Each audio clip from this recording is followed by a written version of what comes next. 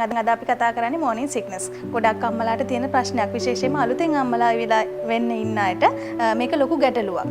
morning sickness කියලා නමෙන් හැඳින්වුවාට මේ தත්ත්වය සමහරුන්ට උදෑසන කාලේදී වැඩිපුර දක්නට ලැබෙනවා. ඒ වුණාට දවසේ ඕනෑම කාලයක් තුල ඇතිවිය හැකි තත්ත්වයක්. මේක ඊටාම සුලභ තත්ත්වයක්. ගර්භණී තත්ත්වය පටන් අරගෙන සති 4 ඉඳලා සති 12 වගේ වෙන කාලය ඇතුළත තමයි වැඩිපුරම දක්නට ලැබෙන්නේ. සති 20 වගේ වෙනකොට මේක සම්පූර්ණයෙන්ම සමනය වෙලා ඒ තත්ත්වය පහ වෙන තත්ත්වයක් තමයි තියෙන්නේ. ගර්භණී කාලේදී ඇති වෙන හෝමෝන වල තියෙන වෙනස්කම් නිසා තමයි මෙම කාන්තාවන්ට පොඩ්ඩක් මේ වමන ගතිය, ඕකාරය ගතිය තියෙන්නේ. හැබැයි ඊටම් සීමිත ප්‍රමාණයක 3කට වගේ ගර්භණී කාන්තාවන්ට මේ ටිකක් අධිකව යනවා. අපි කියන හයිපරෙමසිස් ග්‍රැවිඩාරම් කියලා. එහිදී ගොඩක් රට විජලනයටපත් වීම, මේ වගේ මේ කාන්තාවගේ බර අඩු වීමකට ලක් වීම වගේ තත්ත්වයකට දකින්න ලැබෙනවා. මෙවැනි තත්ත්වයක් වුණොත් ඉන්න ඒ නෝමල් තත්ත්වයක් නෙවෙයි. ඒක අපි හැමතිස්සෙම වෛද්‍ය උපදෙස් ලබා ගත යුතු තත්ත්වයක්.